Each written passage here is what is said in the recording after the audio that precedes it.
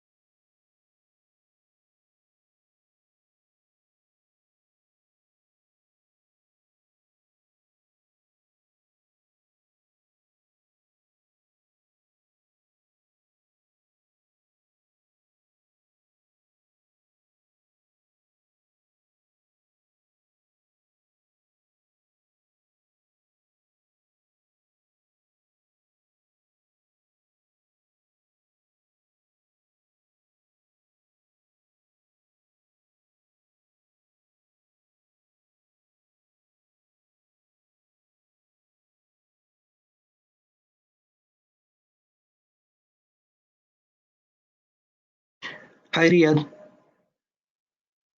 Hello. Hi. Hi. Are you can able to hear me? Yes, yes. I'm able to. Okay.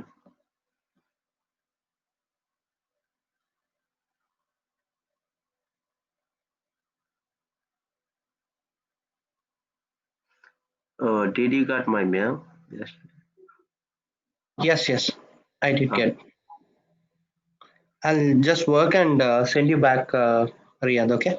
Okay, no problem. By 5 or 6, I'll send you those Okay, updated okay. test cases. No problem. Okay.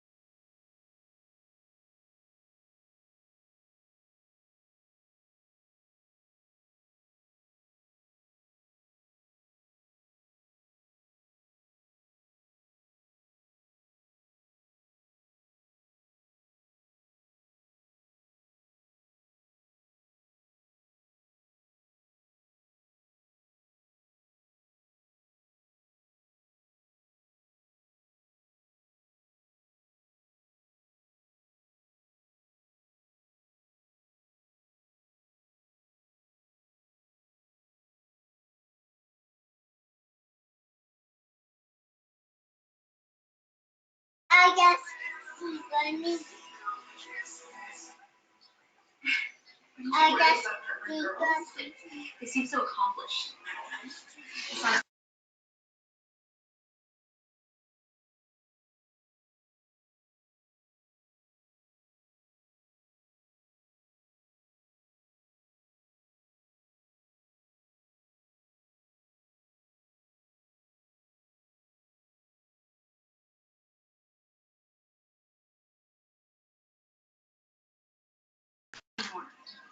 Okay, Michelle, I know. No, you don't know anything. Harvard girls are smart and beautiful. They don't work at Marty's Diner. Catherine's got a music scholarship to state. So what? Your life just peaked at prom queen, and John's is just beginning. He's gonna go away and forget all about you. A year from now, you are gonna be so embarrassed.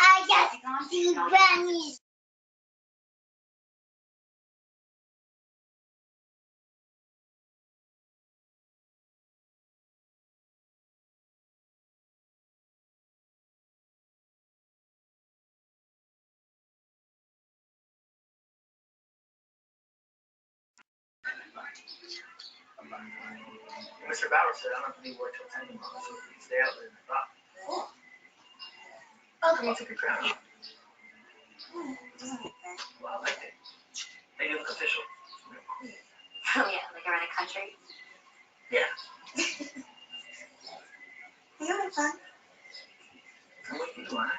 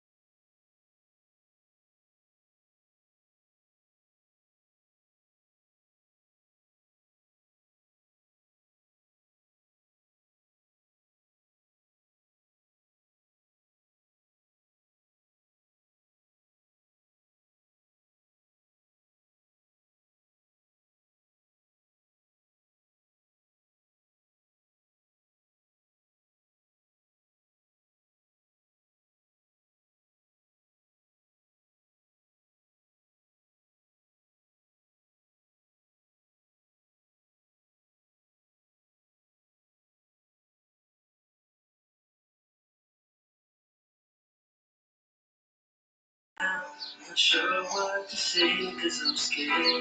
It's so unfair, but I know I don't have to do this alone. Shouldn't I take it? Hi everyone. Can everyone go on mute? Shouldn't I put on a face? People, And I just everyone. want Hello.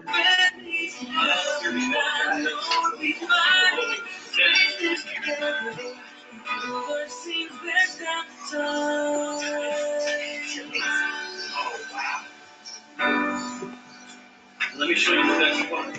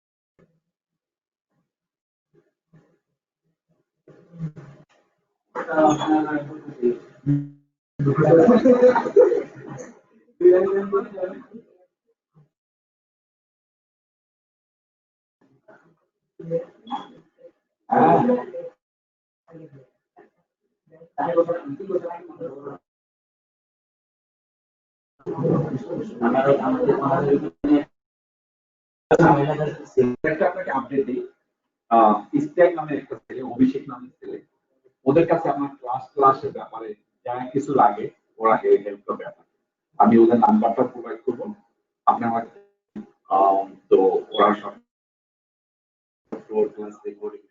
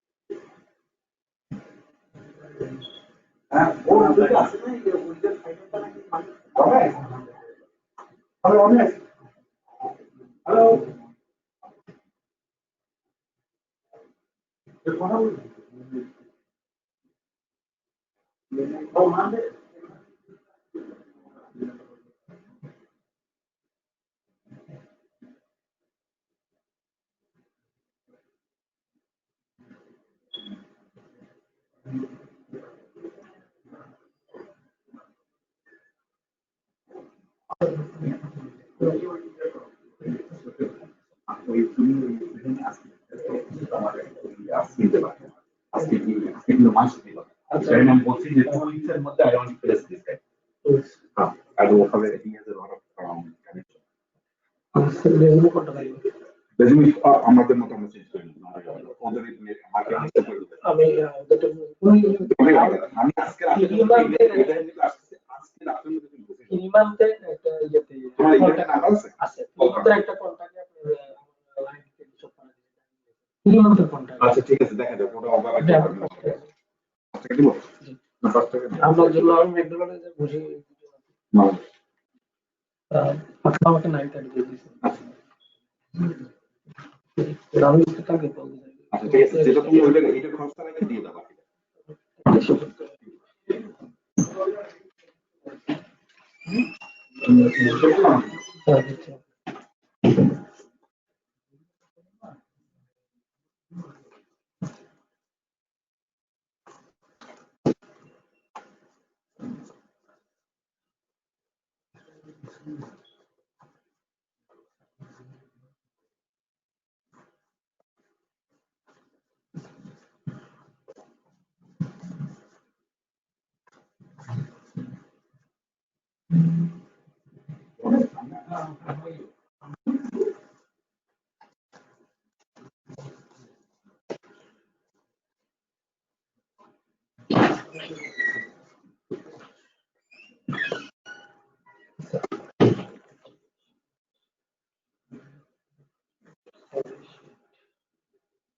তো আপনার 9:30 থেকে পড়ে গেছে 8:55 right আচ্ছা reset করে accept করে দাও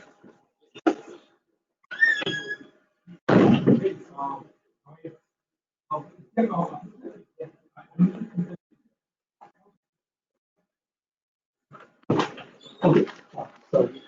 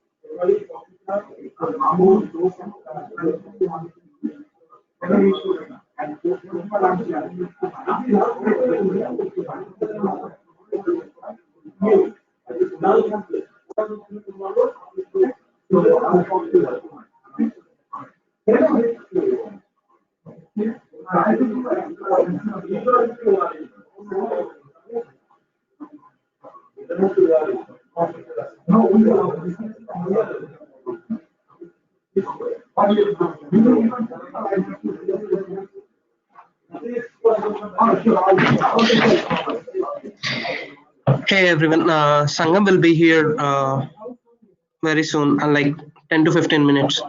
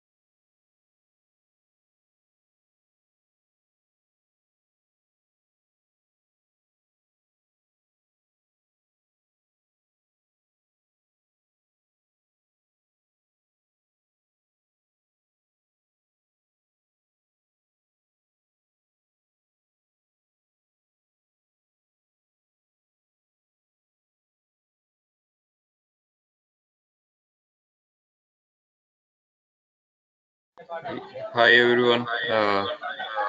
Going to start the class. Can everyone else mute yourself?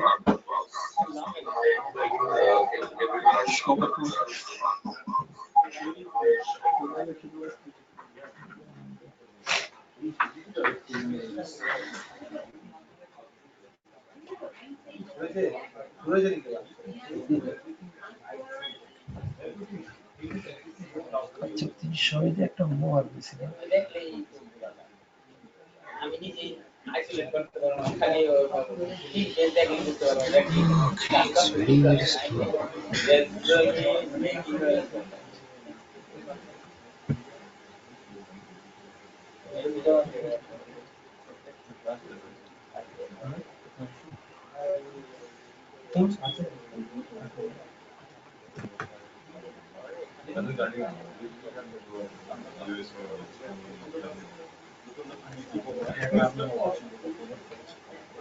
Can everyone see my screen now?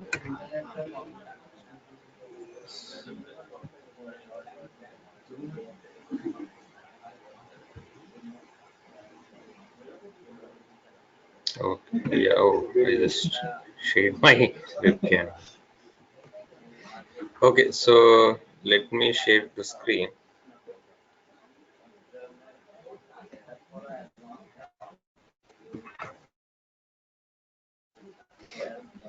Okay, it actually sent request is sent some. I think Abhishek. give the permission. Yeah, this David. Sorry, not who am I?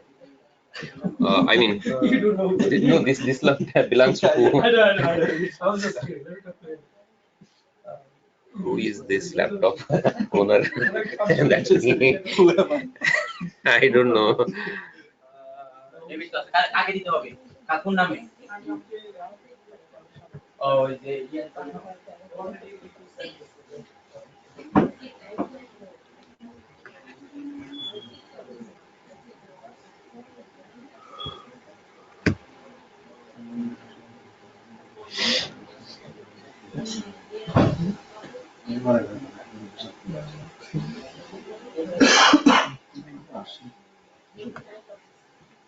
Okay, let's give it a minute.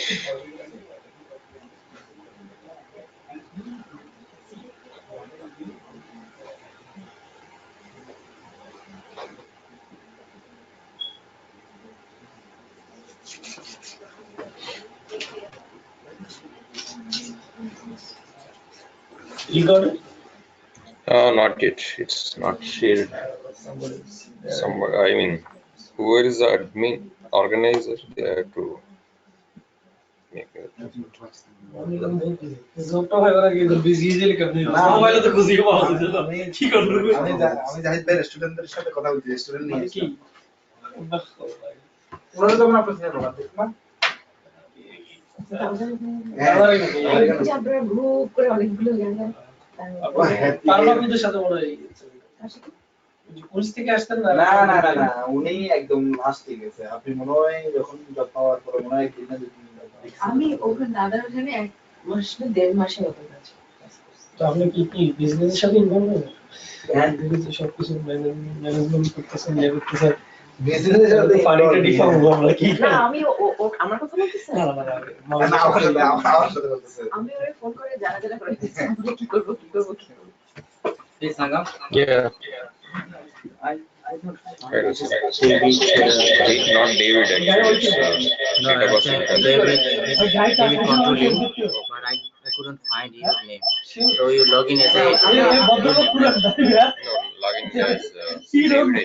David. so David is present at home. Okay, sorry. Now I am. Okay. ওটালে বলি আমি নিজে confuse বলা পরে উঠে একটা ইয়ে দেখাইলো যে আমি এটা আমি সাথে যেটা আমার তো এটা দিয়ে কল করি বেশি আমি আপনাকে আপনাকে একটা জিনিস বলার পর আমি একটা ইয়ে করে I'm fine, right? See my screen, right? আমি নিজে Okay, great. So let's start without wasting. So yesterday we have seen how to write a test case. right? Okay. Okay, so let's start. So yesterday we have seen the test case writing little bit, test case writing and execution. Okay, you will see more of it in lab session, but I just explained, okay, with an example. And we have also seen levels of testing. There are 5 levels: level 0, level 1, level 2, level 3, level 4. Level 0 is the smoke test, initial build. Whatever the initial build comes, that is where it is performed on. Level 1 is on the stable build. Okay, everybody look at the screen. It's blurry. It's blurry, yeah, because it's this setting. It is blurry on the downside. It is clear on the upside. Next time laptop. Alright, go ahead. Okay, now it's okay. So test execution, we have actually filled actual value and the verdict, right? In the test execution test case, there are 5 columns, or 5 columns: step number and description, actual expected result, actual result. So we filled in, that is already over. So in the levels of execution, how many times we actually execute, that is what is levels of test execution. How frequently we have to run this. Yeah, so level 0 is the first instance of testing execution. When you say testing, it's a test execution. So the first time you actually perform the test execution on the initial build, the first and foremost build that comes, right? From the scratch.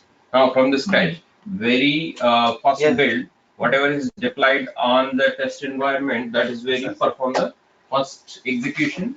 And this will repeat every day or every other day smoke test. So but the first time execution will be on initial build, and that is called level 0 execution, level 0 type of testing.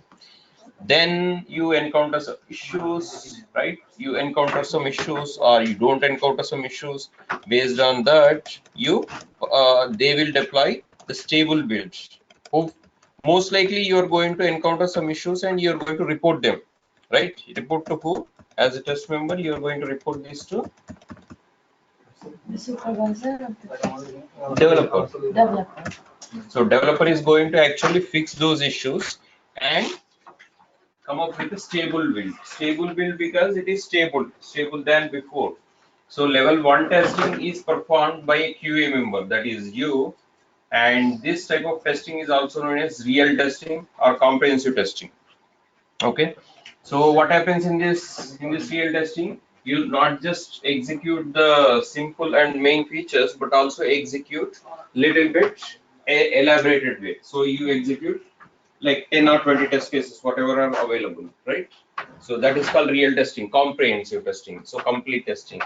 So most likely you're going to encounter some issues, right? Couple of issues like 10 or 20, you're going to report to them. Okay, so don't worry, we are going to look into the defect reporting aspect as well. So once you report, they are going to fix them and you are going to perform another retesting. Retesting means testing the same test case after the defects have been fixed. So you tested one test case, the policy drop down, A is selected, then whatever age object is focused and age object it is entered with 18 value and submit button is all those things we encounter, right? So let's say one of those issues failed. I mean, one of those test cases has failed with one step. So you encountered an issue and you reported it, and developer actually fixed it from the coding perspective, and then deploy the code. Deploy the code means you will get the latest code in your environment. So what kind of testing you do on that build? That kind of testing is called retesting, because you already tested the test case On the level 0. level 0 you already tested the test case. Right. Level 0 is starting test. Starting. So after Level 1 you you tested can real time. Okay, real time means you tested some test cases completely, not just mock test, one test case. You encountered some issues, you reported them, that was fixed. So you tested test case number 1, you encountered some defect, you reported it, it was fixed, and they deployed the latest build with the fix. Now you are going to do the same testing again on test case 1. That is called retesting. Simple. Retesting, you are done, right? Clear. Now after this retesting, What are you explaining? As the manual testing process or what? Yeah, manual Testing process. Yes, I know. Then I'm sorry. so I need to ask. I miss your cucumber. You explain the not cucumber. cucumber, I think. Russell or someone. Russell. Oh yeah, Russell. Yes. Don't get confused with cucumber. Yeah, sorry. This is manual testing. So let's jump on it because I have to finish this and move on to the defect reporting. So after real testing, you perform the real testing and you actually encountered that. I'm sorry, I have one question. Yeah. So do you mean most of the bug catch on level 2? Correct. Level 2 testing is retesting. Retesting is most likely the bugs will be resurfacing. Because I see and on regression level 3 testing it's also. it's actually verify the bugs is fixed. So regression testing is the maximum number of bugs you will encounter in regression testing. Okay. So retesting is retesting the defect fixes. So what is the regression testing? The level 3 testing is the regression testing. What is it? What is that is you retested everything, but because of the defect fixes, there were some existing functionalities existing, right? So you never know because the developer has fixed something, he has broken something too. You fix something, you break something. That is common, right? Right. So you don't know. Now it is your job to make sure.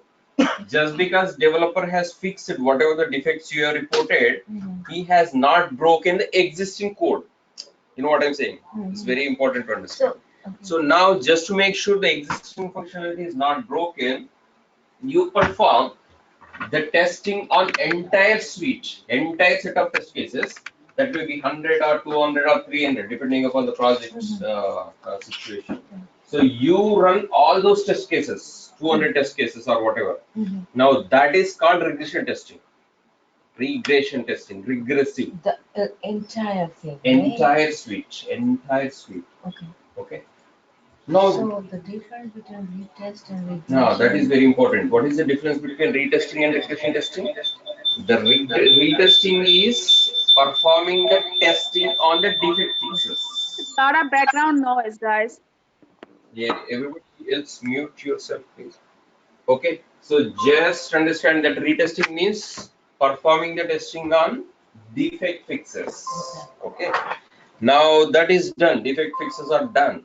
Now regression testing is the testing on entire suite to make sure just because developer has fixed the defects, they have not broken the existing functionality. So the main purpose of regression testing is to make sure the entire functionality is working. Even though you have tested it before, you are going to again test them. So it is a kind of retesting only, but you're not just focusing on the current build, but you are focusing on the entire, starting from the scratch. Whatever you build the test cases for 10, 20, you are going to gradually, write your test cases, right, over the period of time, 1 year or something.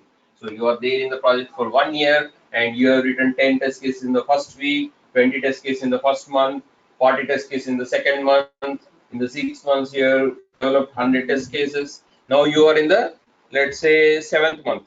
Let's say in the 7th month, there is a piece of requirement that is coming. They have coded and they have actually asked you to test it, and you have tested and you have encountered some issues and you reported them, right? You reported them and they fixed it. And you, what kind of testing you do? Retesting. Now retesting is done, everything is fine. Level 2 testing is done. Now you have to make sure the entire thing is working. That is your job, right? So now that's where the regression testing is coming into picture.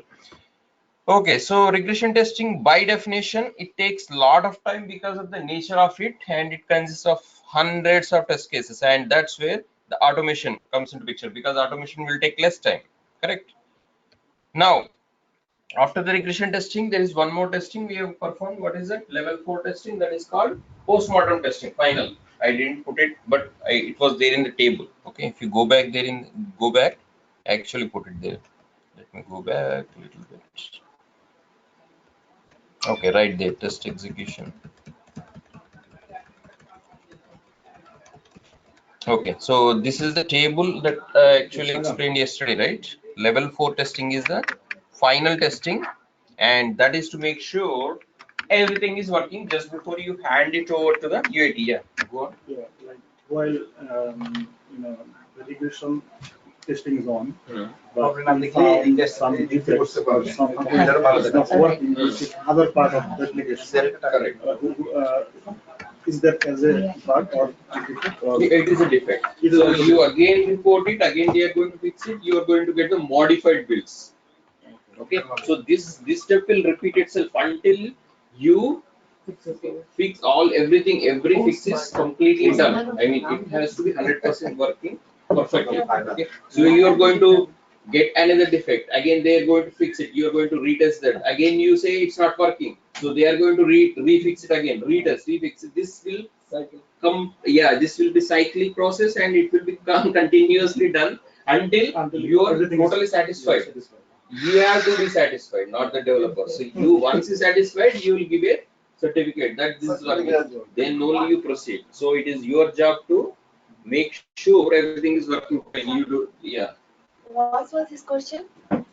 Okay, repeat your the question. question was while we're doing the regression testing, if we found another bugs, which is not the previous defect, new defect, because they already fixed the defect, and we are testing the other functionality of the application is working correctly or not, and we find out another thing is not working. So, while we are doing the regression, then right, what are you going to do? Right.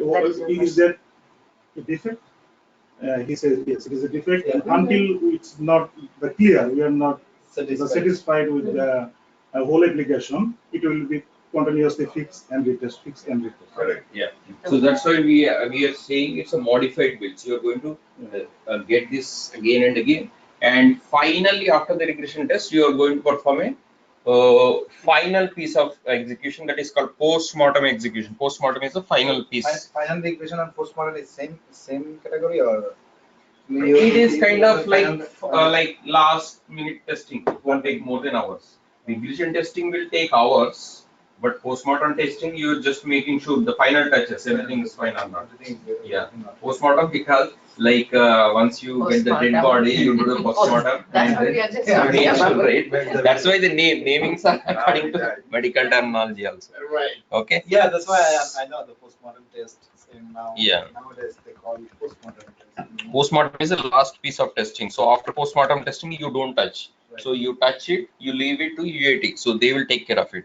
So why you're performing post-mortem testing? Because if you don't do your perfect testing, they are going to catch you. They are going to come after you, UAT people. Because that is why you have to like just quickly. Everybody looks at it, looks at the code, and from 360 degrees angle, and just in 1 hour you finish it. Just to make sure final touches. Just think about it as final touches. Okay, so now we have talked about defect tracking and all these things, right? During the testing, the levels of testing, you are going to get a lot of defects. What is a defect? Defect is nothing but error. Expected, error, correct. Error, issue, defect, bug, all these synonymous, but there is a little bit difference. I'll explain.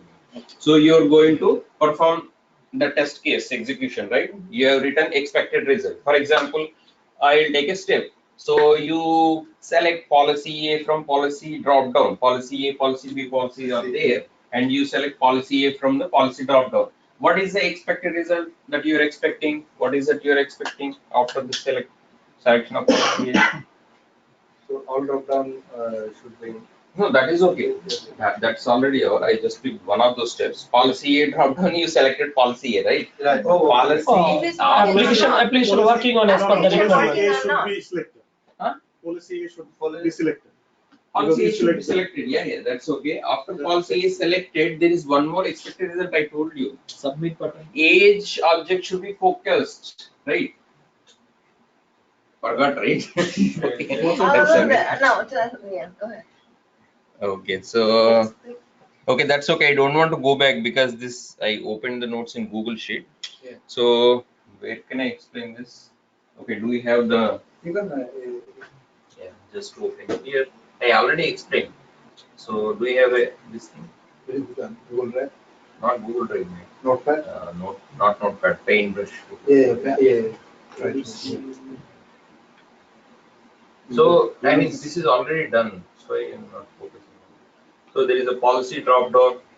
This is a policy A, right? You selected policy A, and there is one age field. Once you select policy A here, what is the expected result according to the requirement? This age should be displayed on the screen. That's what I remember now. Yeah. So I am taking an example. Once you select policy A, age object should be displayed. Focus. It is already displayed. It is focus means you will get ting ting ting ting this thing, right? This thing. Right. Blinking cursor. Right. So that is the expected result, and when you execute it, it is not focused. Not focused. Right. What happened now? You are expecting the age object to be focused, and when you actually execute the result, age object is not focused. Actual result is age object is not focused. Expected result is age object should be focused. Okay. So what is the verdict? It will bug. It will defect. It is a fail. Fail. Step fail, right? Right. Now what is it called? You just mentioned that name. Expected result is not matching the actual result. Then what is that particular scenario called? What is that situation? It's fail. It is fail. But what is called? What it is called? It is error. Error. Don't worry, I am coming to there. When you encounter that the expected result is not same as actual result, that is called error. Right? Error, because it's not matching. Your mind is saying it's not matching, it's an error. Right? Now, you actually make sure that error is actually an error. Then it is called issue. Okay? So then you raise the defect and talk to developer, and developer confirms it. Once a developer confirms that it is an issue, it is called as a bug. Once a developer confirms it, okay, that is the difference. So don't worry, I'll repeat it again. Now there are different different softwares to raise a defect. One of which is JIRA or Quality Center. There are different. So according to the project, you are going to use them. Okay, so there are life cycle. You have to mention a little in detail, just like you mention all the test case detail, like test case ID, test case description, test case steps, test case expected result, and verdict, pass or fail. Likewise, in the defect tracking tool also, you have to mention little bit information about each and every defect. Okay, defect ID, defect title, okay, defect description, what build you have actually encountered this defect, the build number, okay, what is Also the severity and priority, that we are coming, that's right. And the screenshot, everything you have to mention in the defect tracking tool. Okay, now before going to this, let's look at the defect life cycle itself. Okay, everything has a life cycle because it's going to cycle in a cyclic process, right? It is going to repeat itself. That's why you call it cycle. Software development has life cycle. Software testing has life cycle. Likewise, the defect tracking also has a life cycle. Now let's look at it. When you encounter an error, okay, or issue, and talk to developer, he confirms it, or talk to your manager, he confirms it, and the first time the status of the defect is new, right? The first time when you encounter issue, it is a new defect because it's new, simple as that. Now once the issue is found out, you actually assign it to a developer, because they have to fix it. So when we found a defect, we have to assign to the developer or the team leader? Test developer. Yeah, that's a good question. So sometimes if you are a junior test member, you assign this defect to a team leader, your team leader, test team leader. So test team leader knows who this defect, who can fix in the development team, because the development team has multiple developers, likewise QA team has multiple testers. So he knows who to assign this to. Like this developer is working in this area, so he will assign to them because he knows well. Right. If you are a senior test member, you can assign to him directly. So when this defect is assigned, irrespective of who is assigning, whether you or your manager, once it is assigned to a developer, the status of the defect changes from new to assigned. Okay, so it is assigned. Yeah. Here's another question, because you says when I got an error, I have to make sure it is bug or not. So I have to send it to the developer to make sure this is No, you don't send it. You just talk to developer just to make sure.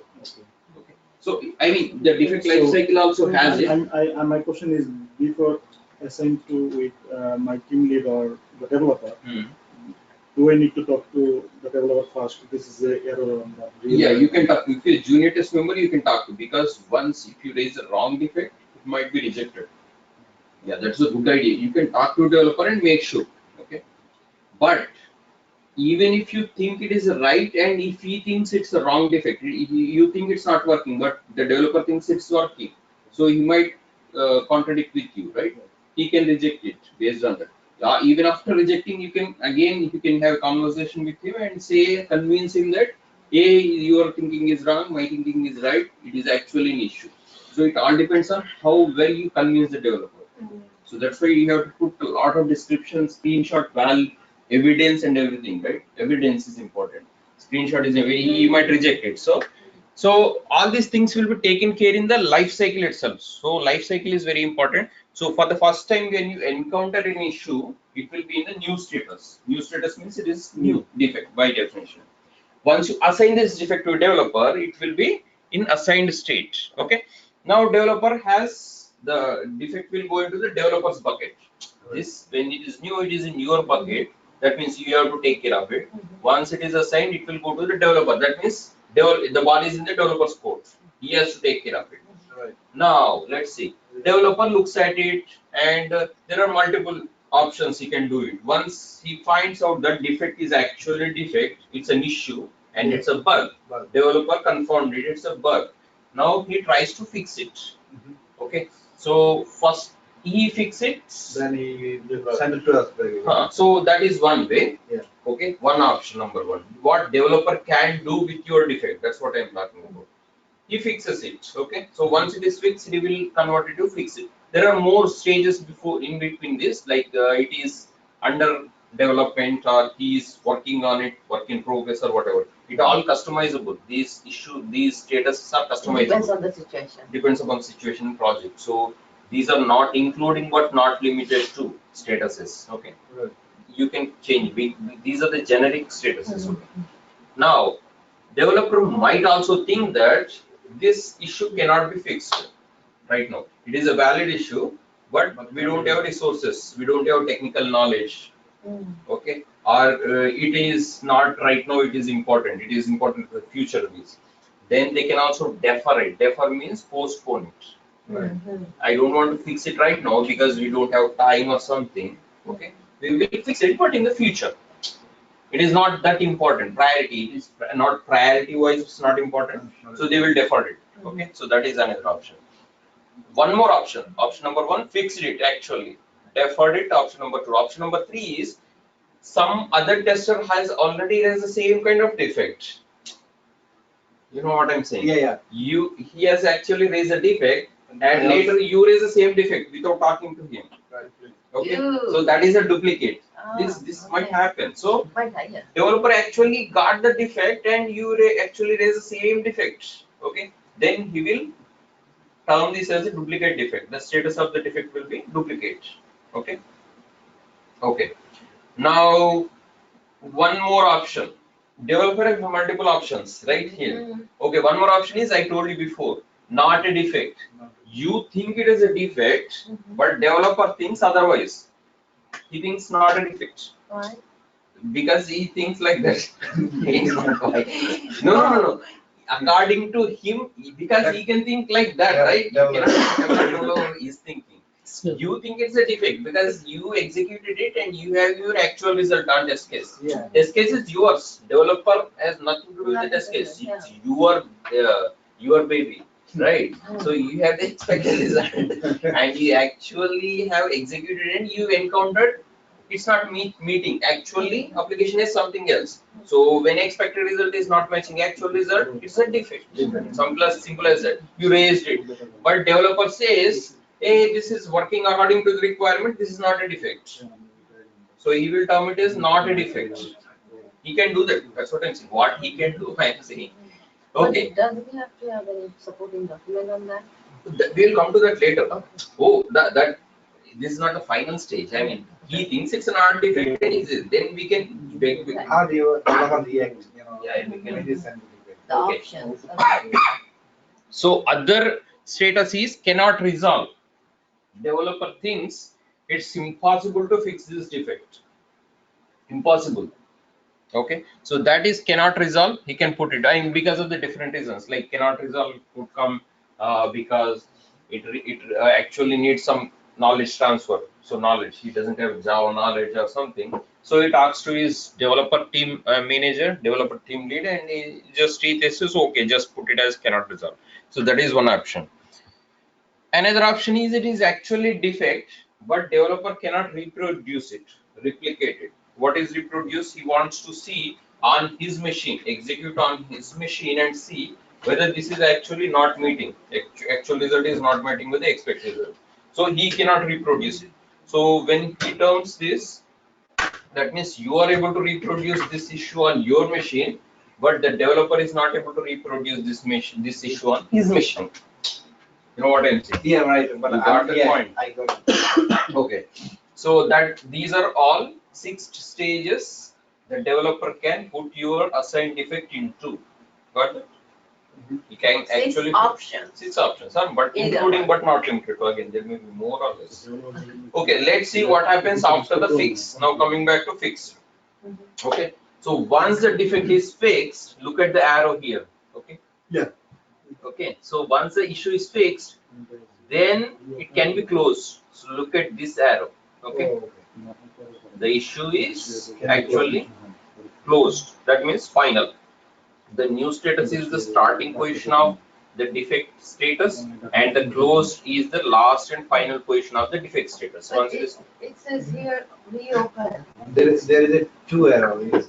One is one is reopen, one is closed. So if it's fixed, then it's closed, and if it's not fixed, I'm saying I'm coming to that. Yeah, that is one option. So the broken arrow is there. There is solid arrow, broken arrow, both are there. Okay, so he actually fixed it. He puts in the fixed. There is one more stage actually. Once this is in fixed state, you actually retest this. Remember the level 2 testing? Now, once you retest it, there are 2 options for you. One is it is actually fixed. One is it is not fixed. Okay. Now it is your job. If it is fixed actually, right? Now you close it. Okay. Developer is fixed it, but you actually encountered this issue is not fixed because it is again failing, right? Now you can reopen it. So that's why there are 2. One is closed because it is fixed, actually fixed. One is not fixed. This is fixed according to developer. According to you, it is not fixed. Okay, everybody listen to this. So you reopen this. After reopen, again it will be cyclic process because it is cycle. Again it will be assigned to the same developer or different developer. Again he will have to go through this. Again he says it is fixed. Again you retest this process. Cyclically goes on and on and on until you are completely satisfied and it is actually fixed according to the tester, and then you close it. That's why the final stage of the defect should be closed. And these are all cyclic processes. Okay. So new, assigned, fixed, reopen, close. We have seen this, right? This particular flow. Now let's look at the deferred. Okay. If you have any questions, you can answer it. Okay. Go on. So when we know after on the stage of fixed that when can we reopen and when is closed? How? Okay, I just explained you. So when the developer fixes the defect, maximum then you retest like second level test. I can't even So see then that. if it is fixed, you found the fix, you satisfied, then you will close, not developer will close. If it's not fixed, then you will send it to the again to the developer. Okay. Then is Now he is correct. Yeah, that's correct. You understood. I understand. Okay. So now So now let's look at the second option, deferred. Okay. You raise a defect and assign to a developer, and he has actually deferred it. Okay. So directly this flow and this flow. Right. Now how many subflows it will go into? Let's look at it. It is deferred, right? So once it is deferred, yeah, actually it cannot be closed actually. Okay, once it is deferred, it will be in deferred status. Okay, deferred means it is not closed actually. It is postponed to the next release, next couple of releases, next sprint or something. Okay, okay. So then, there and then it will be reopened when the next phase comes. So this will be postponed. So it will not be closed right away, because if developer thinks it cannot be fixed, he would have actually put it in the cannot be fixed, right? That is already there. So when he thinks he can fix it, but it's not important right now, or due to technical limitations, he cannot fix it, but he can fix it in the future release, he'll put it in the default status, and that will be reopened there and then in the future release. Okay, that is the subtotal. Now let's look at this duplicate. Okay, so now you raise a defect, new, you assigned it to developer, assigned. Now developer thinks it's a duplicate because already he got a defect from another QA member. So you have, now he looks at the stamp. Who raised a defect first? He raised a defect first, so his is valid. Now you raise a defect later, after 1 hour or after 1 day. So yours is duplicate. Now how many options are there again? Close or Reopen. Yeah. Why? Because you think again, it is not a duplicate. There is slight difference between his defect and his defect. You demonstrate it, you convince it. Now you reopen it. Again, it goes to the same process. Reopen, again assign, again he takes it, second look at it. He thinks it's not a duplicate, it's actually new. Again, tries to fix it. Okay, that's a new. And you actually look at it, one more option. Oh, you realize that okay, this defect is already raised by other guy, so you realize that it is actually defect, duplicate defect, and you should have actually talked to your team members before raising defect. You have to actually look at other defects, other defect before raising yours own. So you actually close it. That is another, because it's actually defect, actually duplicate defect. duplicate defect. Okay. Now that submitted by Yes. right. Yeah. Once closed, it is closed. Yeah, once closed, it is closed for good. Okay. Okay. Now other flow is not a defect. What is not a defect? You actually think it is a defect. Developer thinks otherwise. It is not a defect. Okay. So now what happens? What could happen? If it is not a defect, again same thing. Now you have to convince the developer, hey, your thinking is wrong, my thinking is right. It is actually defect, so you reopen it. Again, it has to go through all this cycling process. Now same thing, not a defect, and you take a second look at it and you realize that, hey, yeah, developer is correct, it is not a defect. Indeed. So you usually that's what happened, right? I mean, it could happen either way. Okay, so one more option. Fifth option is cannot resolve. Cannot resolve, again same thing. Cannot resolve, you take a look at it and developer, you talk to the developer before doing this. So you actually think it cannot be resolved, you close it. So this decision, doesn't it come from the developer? Yeah, this decision comes from the developer. These decisions come from the tester. Okay, I'll tell you again. This is a tester decision. This is a test manager decision or tester decision itself, senior or junior member. These are developers' decisions, and these are your decisions. So once you decide this, it will have to cyclically go on and on and on until you are satisfied or developer satisfied or both are satisfied. And this is also you. I'm sorry. I cannot see which one is developer's decision and which one, because in the screen I didn't see anything. Okay, can you? You cannot see the screen. Okay, sorry, I am talking to other. I can see the screen, but when you are showing them that these are the developer's decision. Oh, sorry. Okay, I am actually moving the mouse on others' computer. Okay, so let me on my computer. Okay. That's why, yeah. Okay, got you. Okay, so this new status is determined by you, right? This is QA tester decision. Assigned is also QA tester decision because you assign it to developer or test manager developer. So these two are from the QA side, QA team side. And these are determined by the developer. So the fixed, default, duplicate, not a defect, cannot resolve, cannot reproduce. These are the statuses given by the developer, high level. Okay. Now, once these are determined by developer, you again rethink them. Accordingly, you will either reopen or close it. And these are your decisions as a tester when I say your decision. So again, you reopen, you think otherwise, you close, you actually agree with the developer, you close it. You don't agree with the developer, you reopen it. So these are the final stages. Cannot resolve, same thing again, results in reopen and close. Cannot reproduce also, same thing. Cannot reproduce means developer cannot reproduce on his machine. So what you're going to do is you're going to his machine and you will actually execute it on his machine and show him. So that means it can be reproduced. So he will again reopen and fix it, right? And cannot reproduce, actually you cannot reproduce it. It is intermittent by definition. It only occurs once or twice. It is not, the issue is not occurring every time. So you actually think it cannot be reproduced even on your machine, even on developer's machine.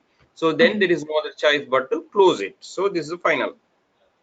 So this is the testing defect life cycle, okay, because it has couple of statuses and which are cyclic in nature. The statuses would occur in cyclic in nature. So that's why it is called defect life cycle. This is bug life cycle, right? Bug life cycle, defect life cycle, everything is same, but there is slight difference. I'll explain in right now, okay? So just now we discussed that. Yeah, go on. I just have a question that there is a option. It's not a defect. If it's not a defect, but I am finding it as a error, then what will be? And if the developer said that it's closed because it's not a defect, then what can I call that one? That defect or that error? Okay, so once these are not errors, when you're assigning this in a JIRA, it is a defect or bug.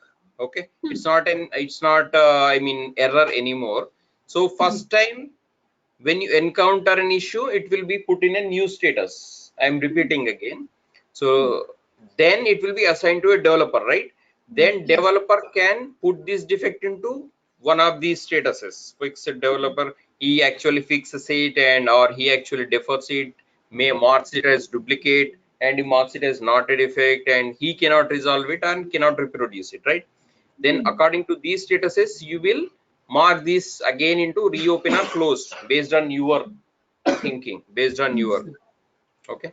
So just think that these are the statuses, and you are going to actually put this into a practical thing when you join the project, because we are actually not testing a real-time application. We are actually testing a dummy application, right? Dummy test case. So accordingly, yesterday, that's why I showed you one test case. If you have anybody is written the policy drop-down thing, policy, when you select policy A, and age object should be focused, and when you enter age object field, you enter 18 years, then only submit button should be enabled. We have looked at different scenarios, right? Test cases. That's why if you put a blank faces, that means you have not done the homework. So you have to do the homework, then you will actually understand what I'm talking about.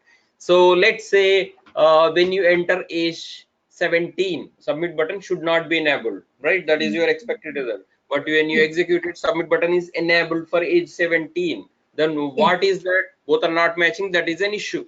Simple as that. So you raise a defect, and the defect has to go through this cyclic process. That's all. Okay.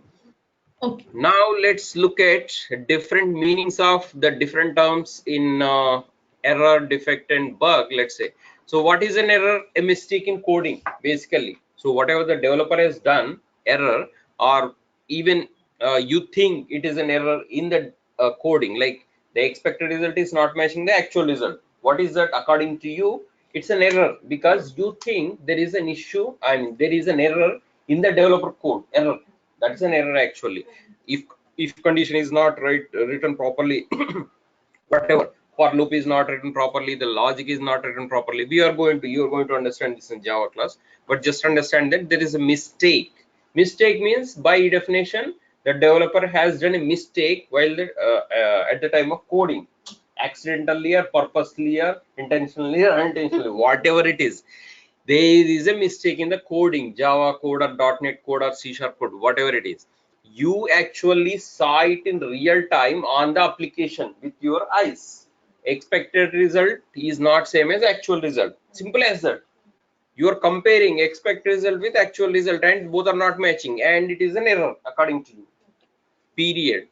Now you actually identify this in the application. Actually there is an error in the coding. Okay, so you actually saw this real time at the time of test execution, and according to you that becomes a defect. Defect is because simply in practical execution terms both are not matching, and you actually identified this issue yourself, not the developer, not the test manager. As a QA member you actually encountered this, and then it is called as defect, and you actually talk to developer via JIRA or verbally or non-verbally through emails, any kind of communication. Then developer actually comes in, confirms it verbally or non-verbally, then it becomes a bug. Okay, don't worry, there is slight difference. Even if you say this is a defect life cycle or bug life cycle, both are similar. Okay, so you can call it defect life cycle or bug life cycle, nobody will mind it, so both are fine. Okay, now there are different resolution types we have seen in the diagrammatic aspect, right? Diagrammatically I explained you, right, all the statuses. Now let's take a second look at the same defect life cycle from points, bullet points wise. You just so that you understand this in better manner. That's why I put it in normal. Okay, now this is actually question and answer type. So let's say developer has termed a defect as duplicate. Okay, then it is actually duplicate and this will be rejected. Okay, so there is one more intermittent I did not put, that's why I'm putting here. In the diagram it is very difficult to put it. So before and in between this deferred and reopen close, there is one more actually. The straight line, this vertical horizontal line represent there is one more status. Actually this is subject to customization. Like I said, JIRA can be customized according to the project needs. These are the generic statuses, including but not limited to. That's why. So before, I mean, after the duplicate status is confirmed by the developer and it is confirmed by the tester, okay, then it will be rejected in between. It will be closed eventually, but it will be rejected in between. Okay, rejected means obviously it will be closed. Okay, so there is intermittent status, one more, that is rejected. That's why I'm covering it's I didn't put it in the diagram. Okay, one more status is it is not actually bug, this could be enhancement. That means it will enhance the application. So it is pointing not towards the developer's code but towards the requirement itself. Okay, a requirement is working fine, so you actually encountered, hey, this if this is implemented, this will look better. It is not that this piece of code is wrong. Okay, if this is implemented according to me, I'm suggesting you it will look better. Okay, so I'm not pointing at you, hey developer, but I'm pointing at the requirement itself, requirement BA. So then it will be termed as enhancement, but according to developer it is not a defect, so he will reject it obviously. Okay, reject is again comes from the developer itself, intermittent. So don't worry, this I did not put in the diagram, that's why I'm covering it. Duplicate enhancement, and it will be rejected, but instead of closing it will be deferred because it is not right now important. Again same thing, this enhancement after talking to develop manager, QA manager and development manager, it will be deferred to the future release, simple as it. So enhancement come with from QA team? Yeah, you can actually point your finger at the requirement also, because requirement cannot be, there are two types of requirement, may be partial, it's not fully, and requirement may be missing some piece of information. So in that case, but isn't that BS problem, like they BS problem, but BA cannot handle everything, right? So QA test member has to handle from developer side as well as the BA side also. So that's why you are the bridging gap. Yeah, that's what I'm saying. That's why you have to take this headache. So you are the bridging gap between developer and extra headache. Extra headache. Yeah, obviously. I agree with you, but there is no other choice. You have to test the requirement also. That's why you call it a missing requirement or partial requirement or wrong requirement. You can also point your fingers at this. But JIRA is only for the defects in the coding. So that's why they will actually reject it, but they will defer it, and the deferment goes to the BA. BA takes a look at it, creates one more requirement or modifies the requirement. Again, that piece of requirement will come to the developer. He fixes it. Yeah, just because you say so to the developer, he cannot fix it. It has to come from the BA. Correct. Yeah. So that's why it will be deferred. Now some defects cannot be fixed because of the hardware limitations, so again they will be rejected and closed because hardware is important, right? Without hardware you cannot fix it. And some defects cannot be fixed by developer because of the software limitations, because he doesn't have some piece of software. Again they will be rejected and closed. Okay, so you can say why they are not deferred, because they don't have a piece information right now. Even in future release they don't want it, but in future if you want to create a new defect for the same, you can do so. Once this is closed, it's not that it is the end of the story. You can raise the defect again and that will be new status. Okay, sorry, and it will not be duplicate status. Duplicate will be only for the current thing. Okay, if you raise this defect again in the future release, it will be again new status and it will not be duplicate, because duplicate is in the same release 2 or more testers will raise the same defect, then it will be termed as duplicate. Otherwise don't worry, it will not be duplicate in the future release. Okay, so one defect you actually did not describe it well. Describe means you have to put the description, like exactly the steps how to replicate this, right? How you can actually reproduce this defect, and you actually did not put all the descriptions. Description is very important for in the defect, because you have actually understood the defect, but it's not that is not sufficient. The developer has to understand it too, so hence there is a need for description, and some missing information is there, so he will actually put that in the need more information. Okay, so then you will go to developer, talk to him. Okay, it's just verbal, or you put the more description in the JIRA, then he will actually fix it, and after fixing, the closed is the final stage. Not reproducible. Not reproducible is on the developer machine or the developer environment, dev environment, he cannot reproduce it. So again you have to talk to developer, right? You have to talk to developer. There is no other option. You go to developer, see it and talk to him, and you convince him and he is fine with you, then you will fix it and finally close. Okay, and no plan to fix it. They don't want to plan, they don't have a plan to fix it right now because of the tight schedule or whatever. They will close it. Fixed is a positive flow. No, I mean everybody is happy. I mean you raise a defect and developer has fixed it and you agree with the developer, right? And it will close. And deferred is because it's not important right now and it is important in the future release, and so you accept it and it will postpone.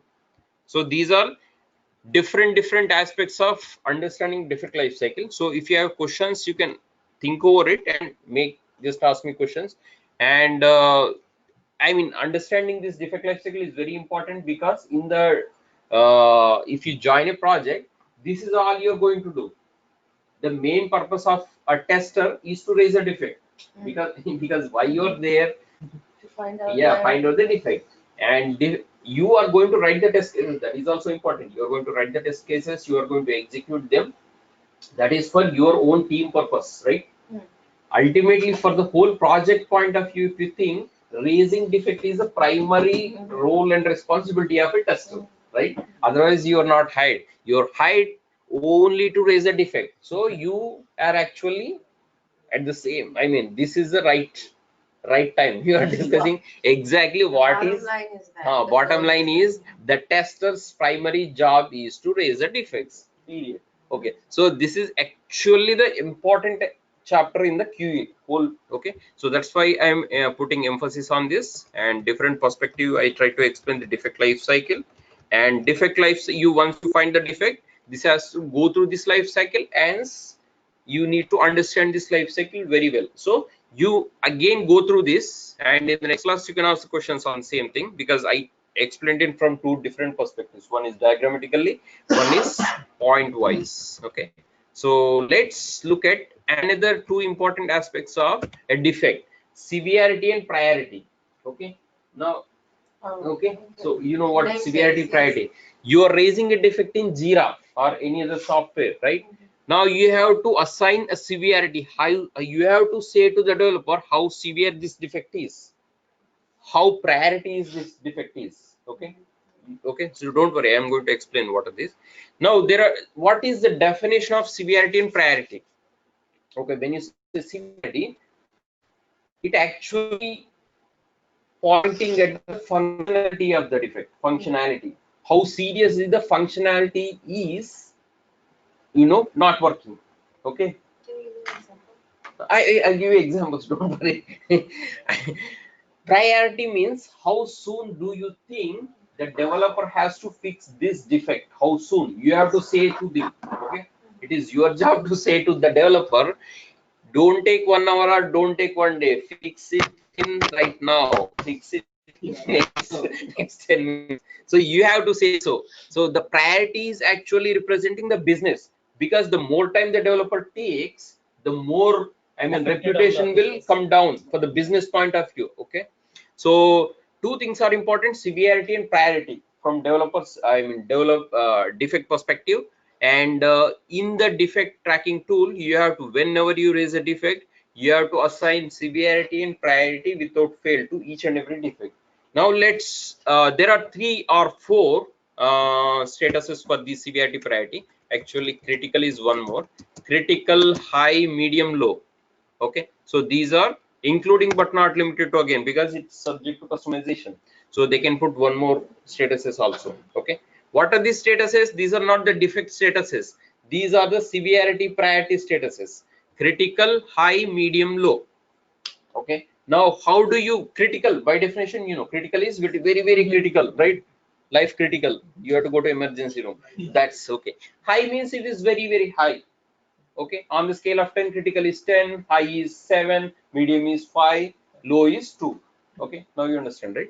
Okay, now you don't understand this just like that, right? Now, just to make you understand, I took some examples, because by means of examples you are going to understand in better manner. Okay, let's look at the examples and then we'll come back and you can ask questions. Okay, now we understood the basic definition of severity and priority. Severity is how seriously the functionality is not working according to you. How serious functionality is not working, that is fine. What is the seriousness of not working? I What I'm don't saying. see any example for the critical. Don't worry. Okay, we will create examples. Don't worry. That's why I added the critical. Critical is important. We will add it. I will ask you critical once. Let me explain high, medium, low. Then you will easily tell me the example of critical. So let's come to the critical. Critical is critical. You can understand. Life critical. You met with an accident. It is critical. Okay. So let's look at this from the software point of view. Okay. Priority is how soon this has to be fixed from business perspective, because it is important for the business, not for the functionality. From the business means reputation is at the stake or something. So let's look at the examples. Okay, first example is user interface related defects. Okay, what are these user interface related defects? If I take a login page, okay, so login page has to have how many objects? Typically username, password, submit button, 3 objects, right? Now let's say username, all those are there, username, password are there, and submit button is there. So username is on the right side, password is left side, submit button is somewhere on the down. Okay, it doesn't make any sense. You know what I'm saying, right? They are there, but the misaligned, they are not aligned properly. So these kind of defects are actually low severity. Okay, low severity, but low severity because functionality is not affected. Functionality is working. If you enter username, password and click the submit button, it is working fine. But the business will be affected, because if you go to Gmail page, if you try to log in, you find it very weird, right? So it is actually the Gmail application's business's reputation is at stake, right? Functionality is working. So what is this low severity but high priority? You know what I'm saying? Low severity. Severity is referring to the functionality. Priority is referring to the business. Okay. The whatever example I gave you, that represents low severity but high priority. Now you understood that. Okay. Now spelling mistakes. Spelling mistakes, instead of username, it says USR name, not USCR name. Okay. Spelling mistake. So again, same thing. Username, if you enter it, is working fine, but is spelling mistake is not good because you find it very cheap, right? I mean, you find this company is not even, I mean, correcting the spelling mistake. So you actually don't come to the site again saying, yeah, bad impression. So these are high priority again, okay, low severity. So these are all low severity, okay, high priority, low severity. Complex meaning in the labels. Complex meaning the labels means in the sign up page, it says, please fill in this username field. Put your name, something. Something, but instead of explaining this is mandatory, they will say, please enter your username and password in such a manner that they will be understood by you and they will be remembered you, and you have to write it somewhere. Totally complex. That is not required. Complex meanings are not required, but they can be fixed a little bit later. Priority means you can give little bit later. High priority means you have to fix them immediately, but medium priority, hey, take some hours. High priority means you have to fix it in next couple of minutes, but medium priority take hours. And let's look at the low priority. Object alignment, like I told you, that is, you can take an example. Object alignment is like after you logged in, your welcome, whatever username you have, welcome Sangam, instead of displaying it on the top of the page, they are displaying welcome Sangam in the middle of the page, like highlighted middle. So that will not look good. So those kind of object alignments will be termed as low priority. Like any kind of message, like not Sangam, welcome Sangam, message Sangam. Okay, so exactly. You don't know who is Sangam? I'm sorry, my bad. That's okay. You don't know who is Sangam? No, today's my first day. Oh, okay. Nobody Today is your first day. Yeah. Okay, I thought you were already. She should introduce herself. No, she already did that. Oh, she did So that? example No, is just kidding. Yeah, don't get it. welcome message is Anything. Misplaced. Okay, something like that. This is just one of those example. I'm just picking one example, that's all. Message.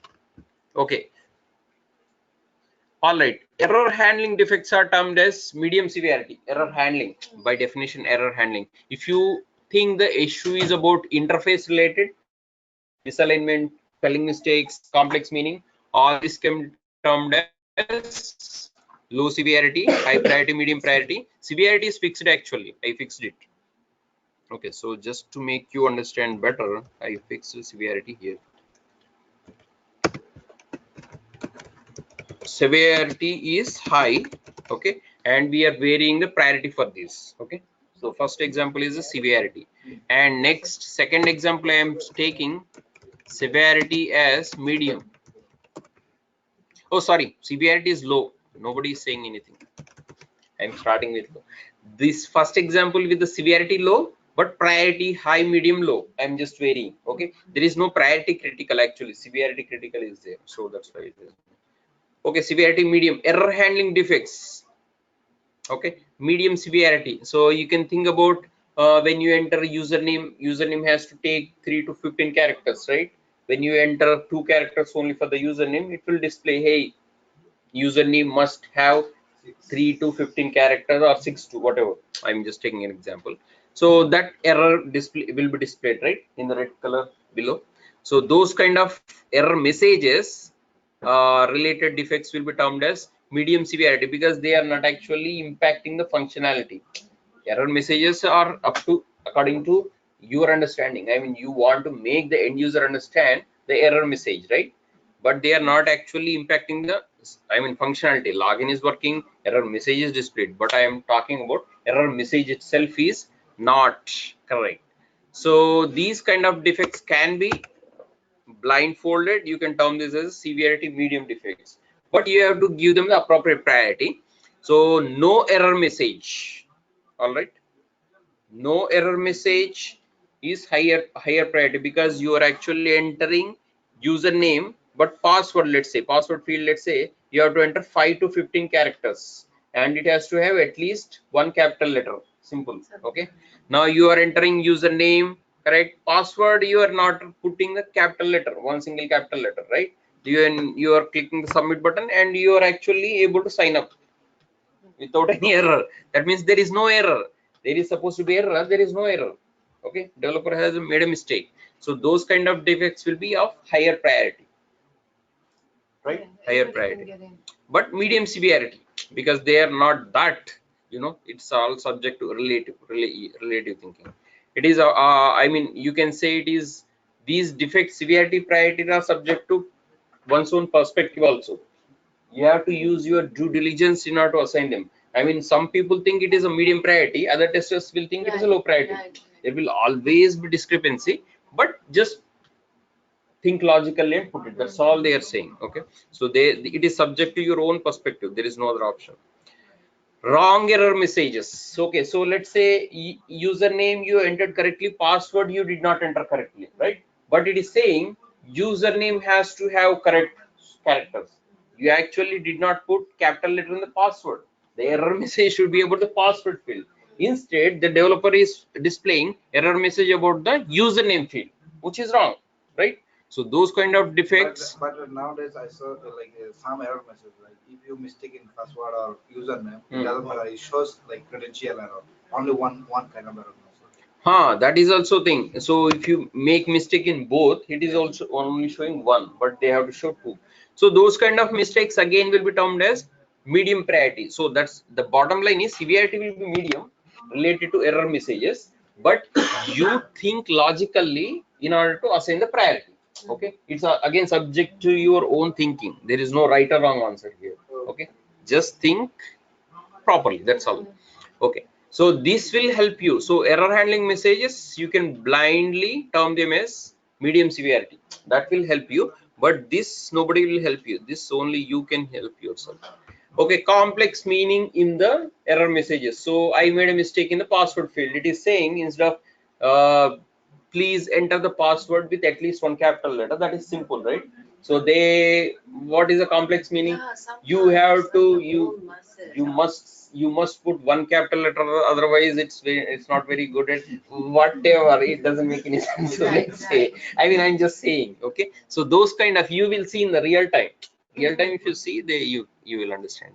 But those complex meanings, I mean, like instead of English they are putting Latin, whatever. So those kind of things will be termed as low priority, but medium severity. Okay, so medium severity is definite. I'm just putting in the bold. Error handling defects, already I put it here. Okay, so control B, error handling defects will be of medium severity. Okay, I already put it. Okay, and user interface related defects will be of low severity. Okay, high priority, those will be determined. So what I'm fixing is the severity. Okay, I'm fixing the severity and I'm varying the priority. That way I'm coming. Okay, so all user interface related defects will be termed as low severity. But again, what kind of interface related defects, you have to look into it and understand and think and assign the priority appropriately. So I took some examples for high, medium and low. Okay, this will just make you understand. Okay, just to make you understand. Now input value related defects will be termed as high severity, because they are very, very important for the application. Okay, let's look at them. Whenever there is input, what is the input? You are entering something, that is the input, right? So whenever you encounter an issue related to input values, you blindfoldedly say it is high severity, but you assign the priority appropriately. Why? Because priority makes the developer fix it immediately or take some hours or take days. Okay, so because it is your job to make the developer work as soon as possible. Okay, so invalid credentials are provided but able to log in. This is very, very serious, right? You actually put the wrong user ID, wrong password, and you are able to log in, right? That is worse. Very, very serious. Okay, that's why the seriousness is already put it in high severity. Serious from the functionality itself, totally not acceptable, right? I mean, you can hack into others' email, right? You can just put your email and it is working. Simply whatever password you are putting, it is still working. That is totally not acceptable. So high severity definitely, and high priority too, right? Both are high. You have to fix it immediately, you have to fix it soon, and you have to fix it correctly. No other option. That means, okay, not taking valid data. Okay, valid data means, okay, you are actually password field must be taking at least one capital letter and 5 to 15 alphanumeric characters. You are actually following that rule. You are actually putting one capital A and putting 5 to 15 characters only, but it is not taking. Okay, the other way around, it is not taking your valid data. So those kind of defects also termed as high priority and high severity, because you will be frustrated how long you will be tried. You will try, retry, you are actually tired. So that is again impacting both functionality and the business also. Now taking valid data exceeded size, like I told you, exceeded size 5 to 15 characters, and you are entering 17 characters, still it is taking. That is not good, but it is at least taking something. So medium priority, at least taking something is working. Developer has done at least minimal job, so let's give him some convenience. So medium priority. Okay, so this is again according to your thinking. There is no right or wrong. So that's why I'm just taking examples. Taking valid data without lowercase, like I told you. Okay, so capital letter without lowercase, low priority. Okay, but you have to fix it correctly, high severity, but take some time. No worries. Okay, that's what you are saying by saying low priority means you take one day. Okay, don't fix it today, but you fix it tomorrow or day after. Okay, calculations related defects will be termed as high severity 2. Okay, I'll tell you one quick example. You actually are booking a flight ticket, right? Flight ticket for 2 persons, husband and wife, to and fro from here to Chicago. Okay, and for one person, $200. $200 to and fro to you from here to Chicago, Chicago to New Jersey, 400. For your spouse also 400 plus taxes $50. How much is the total? 450. Total. No, you say 200, 400 plus $50 taxes. 400 plus 400, husband and wife, 800 plus 50, 850, right? $850 is the total price you are paying. Okay, so okay, you understood that, right? That is a calculation. I'm talking about the calculation. Calculation related defects will be termed as high severity. Period. You understand that? Now we just took an example. Okay, $850 is the total price according to the business. Now you are getting $0 in the web page. I mean, you are booking through like kayak.com or whatever, cheapflights.com. You book two tickets and you are getting $0. That means no credit card required. You don't have to pay anything. You will get tickets. That is developer's issue, right? It is seriously impacting the business. Business will lose. Whoever is developing. So $0, you are getting 2 free tickets, right? No output. This is very serious. High severity, high priority. Immediately fix it and fix it correctly. Okay, that's what you have to put it. Now, instead of $850, they are actually putting total is actually messed up. They are not able to, in the developer's code, he did not add them correctly.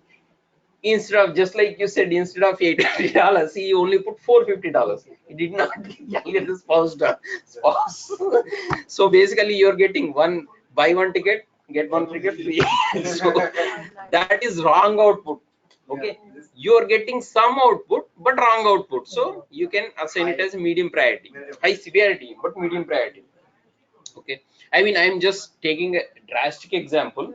I mean, yeah, good example, $850, but okay, the developer may be displaying $750, $100 less. Okay, so something is displayed. Okay, that's fine, but it is displayed wrongly. So that is again, it is not good for the business. So medium priority. Correct output, but dollar symbol is not displayed. Okay, so total price says 850, but what 850 is it? Dollar, rupees, Bangladesh rupees? What I have to pay? You don't know, right? There is no dollar symbol. Right. So if somebody internationally is booking the flight ticket, he is a French guy, so he doesn't know what to pay in French currency or pounds or whatever. They don't know, right? Because you don't know what amount will be charged from the credit card. So I mean, he will take a guess. It may be dollars because it's American side, it's a dollars. But you have to give right information to the end user. It is understandable. It's a common knowledge that you are booking flight ticket from America, so it is a dollar. But you have to information wise, you have to give it properly. Dollar sign is missing. But hey, okay, no, who cares? It is a high severity, but low priority. Severity wise high. Dollar symbol is because functionality will be impacted in some way or other, but some low priority. Some application has like the rupees and but when they charge us like dollar. They convert They convert. Yeah, that is Isn't okay. that nice? That is okay, right? That is okay. Okay, That so is good. load conditions. So now you understood all those, but let's move on to the other aspects, non-functional aspects.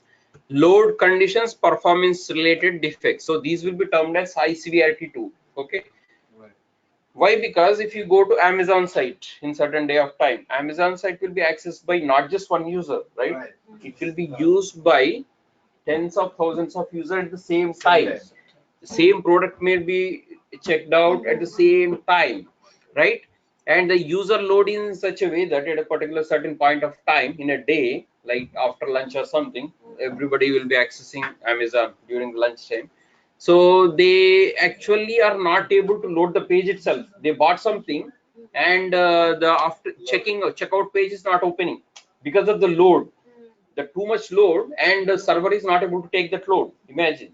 So it will reload, loading. It is taking time. Finally, it is timing out. You are getting a 404 page. That means page not available. That is not good, right? It is actually seriously impacting the business. Whoever wants to buy the product from Amazon, they are not able to buy it right away. And afterwards, they are not interested. So you are actually losing the business, right?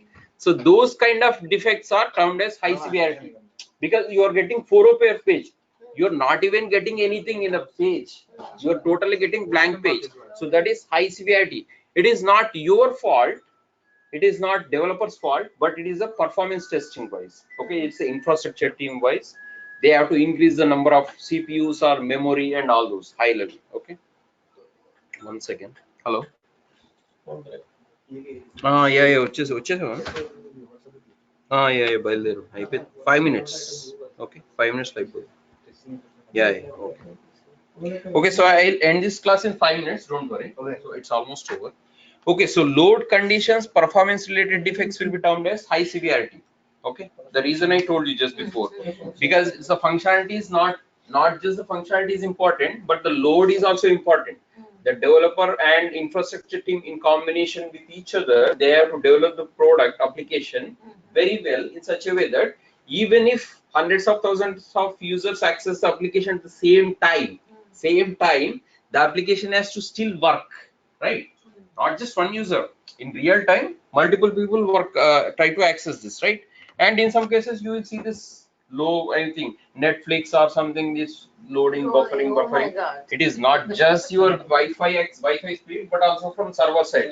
Same movie is being watched by hundreds of users, right? Say hundreds of thousands of users. So they have to increase the speed from their side. Okay, so those kind of issues will be termed as high severity, high priority without any fail. Top. Okay, you can actually take the drastic examples in this case and put it as critical. Okay, critical is nothing but higher degree of the high say we okay, so it just termed as a critical. So again, it is subject to your thinking. So if you think it is critical, it is not even opening, page is not even opening, it is immediately crashed, application crashed. Actually, critical examples are application is crashed totally. So the tester have to give you like is a priority or like medium priority or Yeah. The tester have to put it. Tester has put it. That's why I'm saying your job is to put the correct priority and severity. I have another question. This is like if we made mistake, like if there is a like high priority and high severity. So like we just declare like medium or low. So at that time, what should we do? Okay, see, because of you made a mistake, right, the application will suffer. The test lead will catch you. Why did you give this wrong thing? Right. You gave it. Developer is happy. Instead of high priority, I understand. Developer is happy. I don't have to do any work. I'll come back tomorrow and work. But test lead will look at it, right? So when he takes a look at the Excel sheet with all this information, defect number, severity, priority. So I can like edit the defect. Later on, edit the defect. That's what you are going to edit. So, but edit it sooner. Otherwise, the defect lead will catch it. Once you raise a defect with all this information, he can pull the update, Excel spreadsheet update from the JIRA. So that will indicate like all the defects raised on a particular day by whom, what is the severity, priority, what is all this information will go to the end of the day to the test lead. he will look at it and this is so serious So issue. if we do not understand like this thing, so If you maybe, don't understand, that is fine. So he will make you understand. but yeah, my resume has very experience. If I made mistake, and he That is just okay. right away. One time is okay. Next time you learn from mistake, but that's okay. But if you realize it sooner than your lead realizes, that is fine. That otherwise he will give you first warning, second warning, final warning. So don't. I mean, I'm just saying. So you just think and give it appropriately. That's why we are looking at all these examples, right? Okay. Application not working for multiple users, that is high priority, okay, and high severity. Working for some users but not for the exceeded expected users. It is working for 1000 users but is not working for 1500 users. Okay, so those kind of defects from the performance perspective, medium priority. Actually this is not our job, it is a performance tester's job. Okay, but I'm just showing you just an example. Configuration related defects will be termed as medium severity. That is, device is not working. Okay, right. Device is not working, it's not your problem. Okay, you have to take your hardware specialist. And device is working but output is wrong. Medium priority. P means priority. Okay, I'm just putting here, let's put it priority. Okay, so device is working but output is wrong. Okay, when I say device, it could be application also, but in some cases in some projects they have a device testing, like mobile testing. Device testing, I mean, not mobile testing is again software testing, device testing. So in that cases, device is not working, they are working in the electronic chip, let's say, or this remote. Okay. So this is also subject to testing. Some testers will it is not working if you press this one. Okay, so just an example, configuration, it is related to your own computer. Okay, so those kind of defects are internal, but just I'm saying these examples are just to make you understand about different aspects of priority and severity. Okay, so don't take it very, I mean, literally. Okay, so it is to make you understand. So come up with your own examples and you will understand better. Okay, so help resources, help processes is help message is not displayed. So every product comes with a user manual and help message, like question mark, right? In some fields you have a question mark, and when you click on a question mark, there has to be help section just to make you understand it, right? That is not working. Okay, so those kind of defects will be termed as medium severity but high priority, because some people are dumb, they want the help message. Actually, some people rely upon the help messages because they cannot understand. Even if it is self-explanatory, they have to click on that button. Most likely, if you're filing taxes or something, some things are not self-explanatory, and you will click on that question mark symbol and nothing is shown, it is empty. What is the point putting a help symbol, right? So those kind of defects you will raise it as a medium severity and high priority. Wrong help message, question mark, if you click you are getting something else, medium priority. Complex help messages, again same thing, it is just like error messages but help messages. Okay, so these will be termed as help. Just go through this, I'm going very fast because it's totally self-explanatory. I'm going to share this with you. You are in the email list, right? No. Then ask Asad or Abhishek. ID controls defects, low severity, complex logos, copyright, TNC terms and conditions, links are not working, like logos, Gmail logo is not displayed on top of it. Oh, very problem. Not very problem, everything is okay, but it is. No, I go by logos all the time. Logos, okay. So copyright, C copyright is not displayed. Okay, terms and conditions link on the below in the below page, you will get all this, right? Those are not displayed. If you actually try to click on the terms and conditions link, it is not going anywhere. They don't care about all these things, but these are low severity. It's not impacting. Nobody cares about the terms and conditions. Nobody will read it, but they have to be there. It's your job to put it, right? So just in case, that's why they are very low severity and very low priority. Okay, so that is the last example. So final, because we have already reached the end of the software testing life cycle, I will finish it. And in the software testing life cycle, the last and final stage is test to closure. After, okay, what are the different terms and what are the different stages of software testing life cycle so far? First stage is test initiation, number 1. Test second stage is test planning, Number 2. Yeah. Number 3, test design. Design is test case writing and all those. Number 4, test execution. Number 5. What is it? Number 5. Number production. No, production. No. Reporting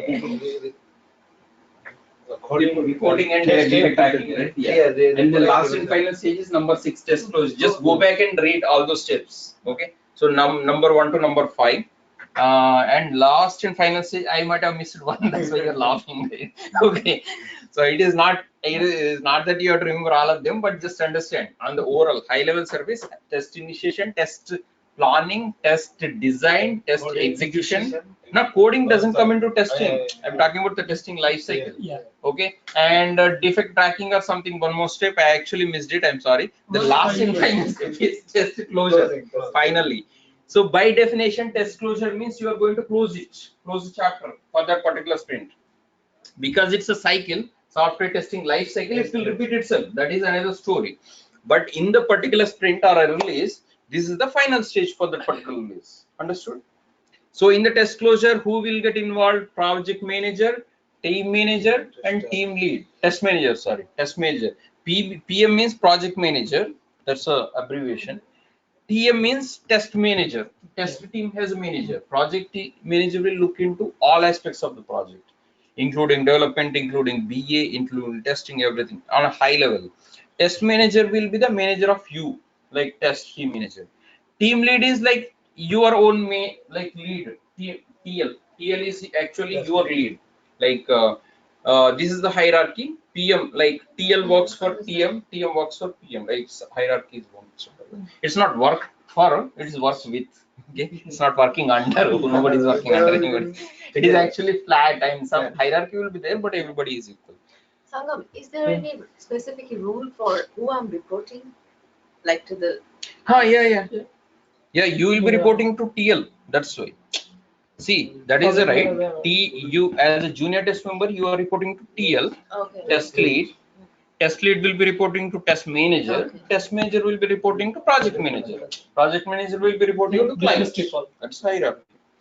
So what do they do in the test closure stage? Test closure stage is the final stage. After raising the defects, they will look at it, they will fix it, and everything is fine up to everybody's satisfaction. There are minimal number of defects which are not fixed. 99% of the defects are fixed.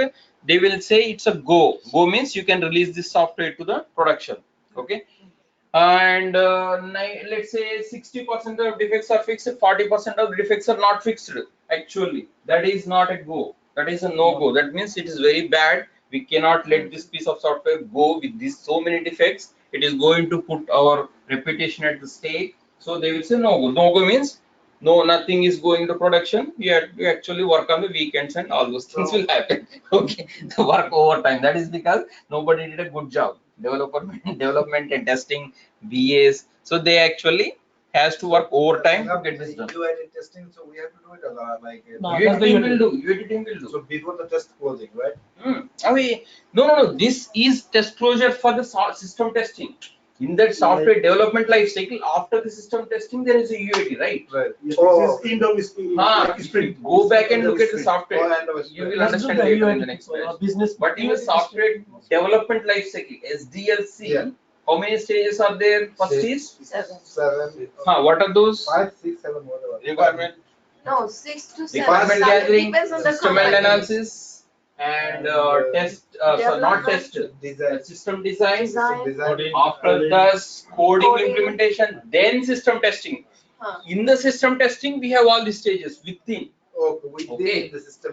Within the system testing, we have our own life cycle that is called software testing life cycle. Okay, STLC. that's what we have been discussing. STLC. After the system testing, there is one more stage in the software development life cycle, that is UAT. So after this, UAT will take over. That is for sure. So you are actually concluding from the testing perspective. In the testing, whatever defects you raised, whatever defects you have retested in the level 0, level 1 testing, regression testing, only you think that your test manager thinks that 60% of defects are fixed, 40% are not fixed. It's a no-go. Once test manager says no-go, that's it. It is not going anywhere. It is not even going to UAT. You have to certify that everything is working fine. UAT is just a final confirmation. It is just like it will take I mean, it's not 1 hour. It will take its own day. But you are like a certifier. You are certifying, QA is certifying that this piece of software is worth it. If it is not worth it, you will certify, say you so. If it is not worth it, you have to say so. If you like, if you are instead of saying no, you say yes, they will come after you. Right. If you think it is again your responsibility, so that's why UAT is not going to take a look at it. UA is going to take a look at those defects which are not caught by you. Right. If you means your manager, actually when I say you, it's your manager. If they think it's not a workable software, they will say no go. If it is a workable software, they say go. If it is not a workable software, they will say no go. So that decision is taken in the test closure stage, which is the final stage in the software testing life cycle. Now, what are the other tasks that are done? Try requirement traceability matrix. What are the requirement traceability matrix? Linking between the mapping between test cases, requirements, and defects, and all those things. So, what does it say? Every requirement must be covered in at least one test case, and every test case must cover at least one requirement. It's a many-to-many relationship. Yeah. Take requirements, take test cases. Requirement should be covered in at least one, but many test cases, and every test case must cover at least one requirement, but may cover more requirements. Okay, it's a many-to-many. Just I have diagram, but it's there in the previous stages. This actually Google Sheet I will share with you, everybody. I think everybody has access to this. This has diagrams and everything. Unlike Notepad, I am not sending anymore, right? Yeah. So they will look at it. Your test manager. Junior tester create RTM or junior tester is not capable of creating RTM, so it will be given to senior test member or a test lead himself. So that's why I said test lead in combination with the senior test member will prepare the RTM, requirement traceability matrix. Okay, so golden defects, yellow box testing, whatever we are doing in software testing is the black box testing, because we are adopting those black box testing techniques called BVA, boundary value analysis, and ECP, equivalence class partitioning, all these things, right? And whatever defects finally are left over, those are called golden defects. On those golden defects, the kind of testing you are going to perform is a yellow box testing. It's just a name. Don't ask me why yellow or black. Black box is because why black box is black box because in the airplane, when airplane crashes, what are the recordings, whatever the cockpit, whatever conversations happened between pilots and co-pilots and other team members in the cockpit, that will be recorded, and that is very strong, and nobody can see what is inside it. It will record all the piece of information, right? Whatever is happening in the flight. And nobody knows what is inside. That's why it is called black box testing.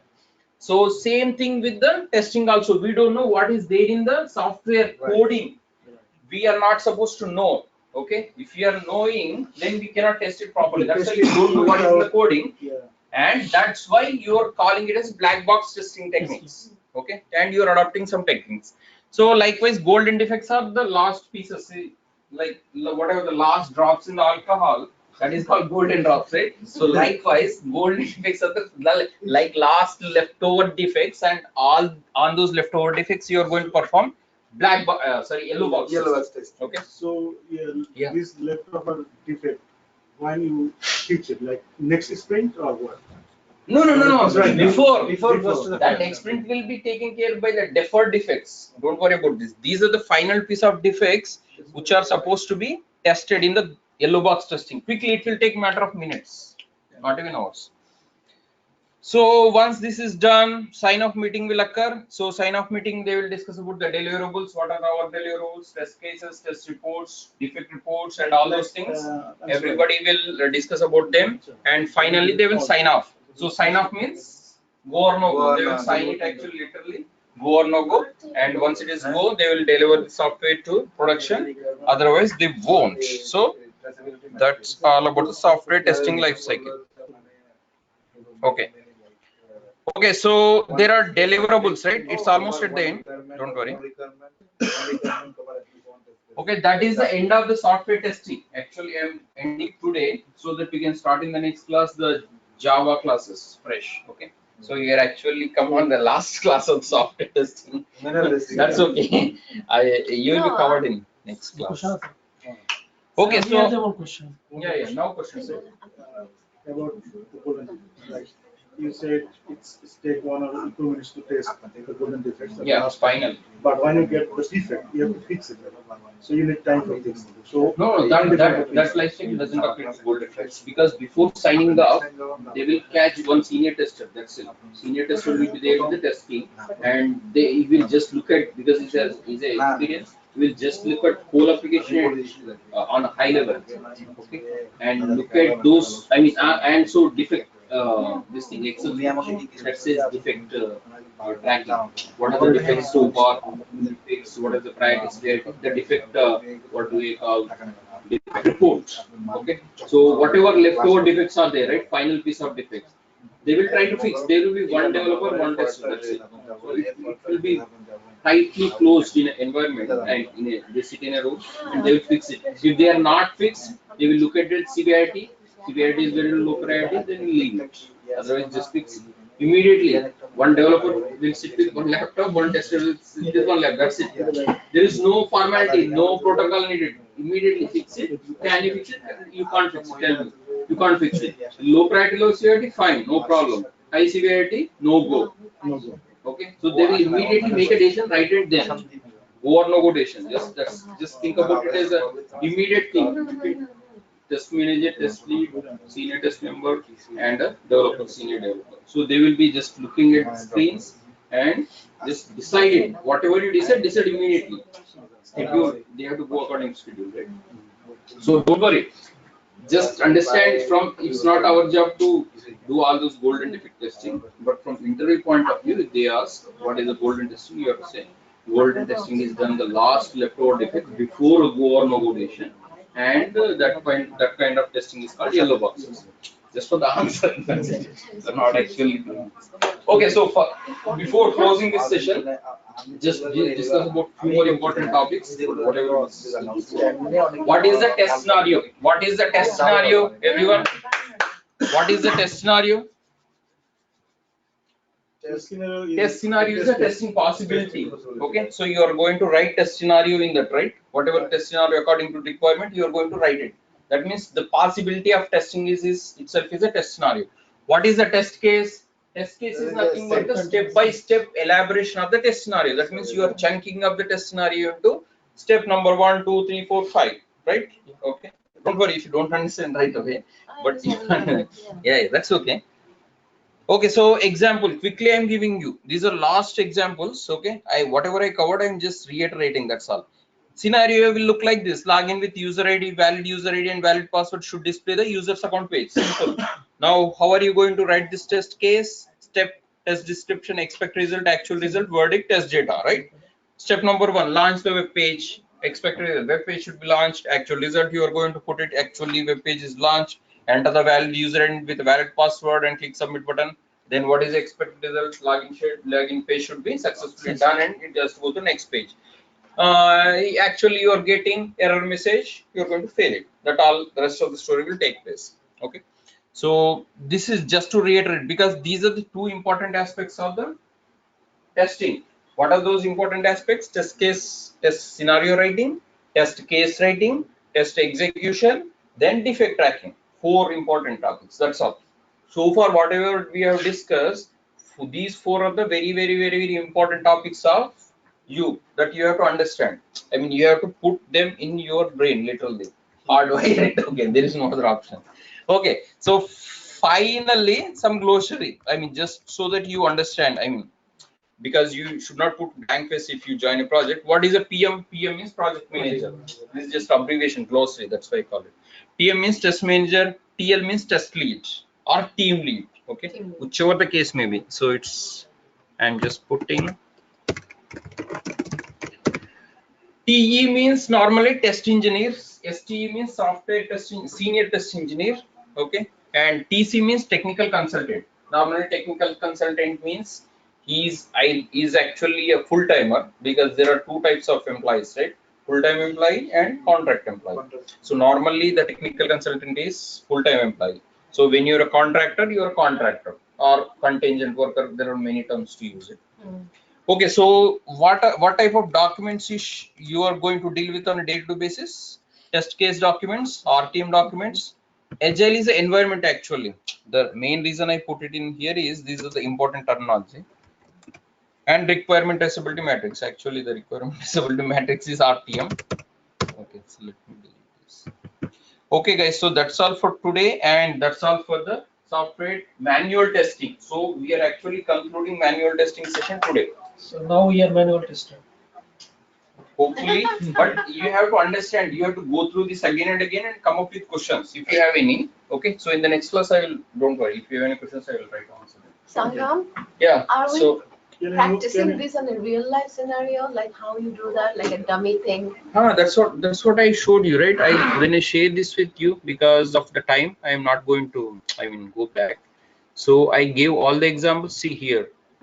No, like actual life, actual work. How we do it. That's what I'm saying. Practically, these are important. In actual work, you are going to write the test cases and execute them and raise the defects. Yeah, in actual work. But you have to understand like This is the actual practical. This is not theoretical. This is actual practical. I'm saying. In lab sessions, you will see more of these examples, but on a high level, like that lab session. lab session you will practice, because I cannot make you practice, because I have to just teach you the concepts. Right. In Java session, I will make you practice. In automation session, I will make you practice. Don't worry. In automation in Java, it is my responsibility to make you understand the concepts as well as make you practice real time. So that is yeah. So that is it. Okay, so I have one request. Yeah. Last moment. That's it. Like, can you show us in JIRA, like real time? JIRA is again lab session. I don't have software.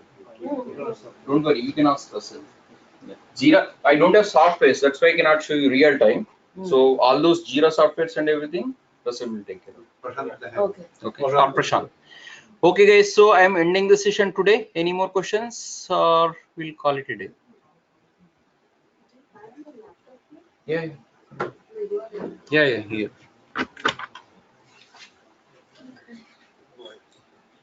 Okay, guys. Any more questions?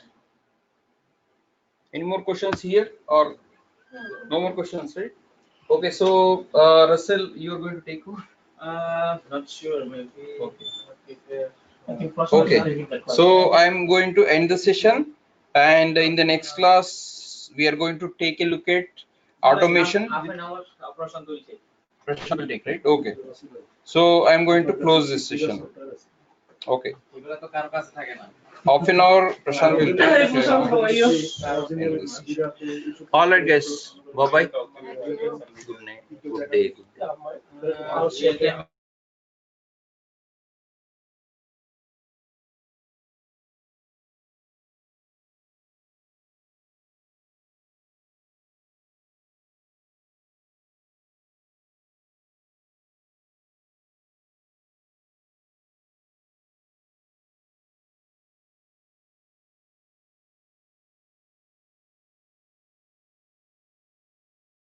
Mamun ভাই